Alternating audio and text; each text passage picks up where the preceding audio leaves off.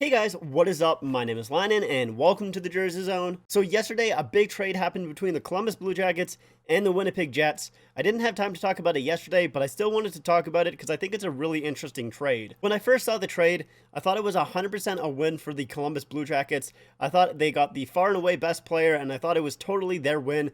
But after I've kind of thought about it a little bit more, I do think it's a little bit more of an even trade. It's still, I think, a win for the Columbus Blue Jackets, but let's talk about the trade a little bit here. So first, let's talk about what the trade actually was. It was Pierre-Luc Dubois and a 2022 third-round pick going to the Jets for Patrik Laine and Jack Roslovic. So I kind of wanted to look at this trade in two parts here. I wanted to basically look at Pierre-Luc Dubois for Patrik Laine and then Jack Roslovic for the 2022 third round pick.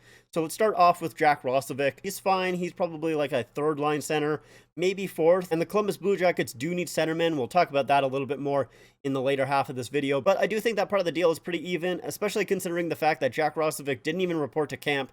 He didn't want to play for the Jets, so getting a third out of him is pretty good for the Jets, I would say. And getting a center for the Columbus Blue Jackets is also good for them. So that part of the deal is pretty even. The main thing, the meat and potatoes of this trade, is Pierre-Luc Dubois and Patrik Laine. Those two. Now, maybe I'm just underrating Pierre-Luc Dubois here a little bit, but I think Patrik Laine is the better player and pretty far ahead of Pierre-Luc Dubois in this deal. I like Patrik Laine a lot. I think he is one of the best goal scorers in the game right now, and I think he's probably top 5, and it's really unfortunate that the Jets had to trade him. I know Patrik Laine has been wanting out of Winnipeg for a while, and, also Pierre-Luc Dubois also really wanted out of Columbus as well. We obviously could very much tell that last game in Columbus there, he put in no effort in that last game, and he was benched for the second and third period, and I think that game went to overtime too. So both players really wanted out of their respective cities. Now that they've gotten traded, like I said, I much prefer Laine. I would much rather Laine than Pierre-Luc Dubois. I think Laine's goal scoring is just going to be so key, especially for the Blue Jackets, who have kind of struggled a little bit offensively, or at least that's kind of their main kind of downfall is their offense. They're great on the blue line, great in goal. It's that offense there, so getting a big goal scorer like Laine is going to be really huge for them. Now, last season, Laine's goal totals did take a little bit of a hit, but I think that's just because he played a lot better defensively, and he was a lot better of a passer last year as well. He kind of improved his overall game a lot more last year. I think he's a much better overall player now. My main kind of concern with Laine, maybe not quite hitting that goal total in Columbus, is that center depth in Columbus. I'm not really a huge fan of that center depth. You're going to have Domi on the top line, which I'm not really quite sure if I like Domi on the top line as a centerman. I don't know if he's quite ready for that. And then you'll probably have maybe Roslovic or Texier, depending on how each play. Texier is still a young forward, so we'll kind of see if he's ready for the second line center.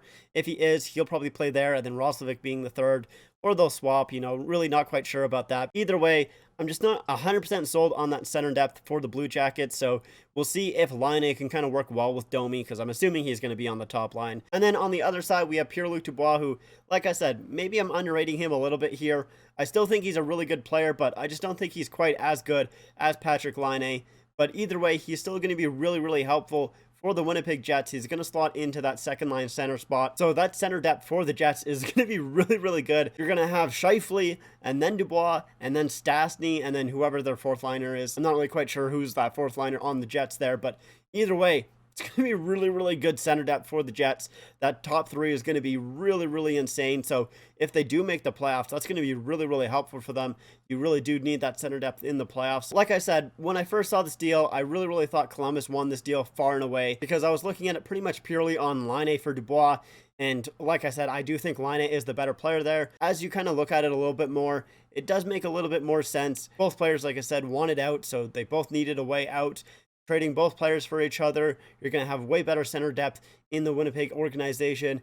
And then for the Columbus Blue Jackets, you're going to have an amazing goal scorer who's probably going to help you out on that power play as well, and hopefully kind of boost your offensive numbers a little bit more. It's going to be interesting to see how Laine kind of deals with Torts, if they kind of bump heads or anything like that. We'll kind of have to see everything there. But either way, that's just my opinions on the trade. Let me know what you guys thought in the comments down below. Who won? Who lost? If you guys liked the video, make sure to leave a like. Make sure to subscribe for more hockey content. Also, make sure to follow me on my Instagram and my Twitter at the Jersey Zone YT on Instagram and at the Jersey Zone on Twitter. Links are in the description down below. Like I said, that's it for me. Thank you guys so much for watching, and I'll see you guys next time.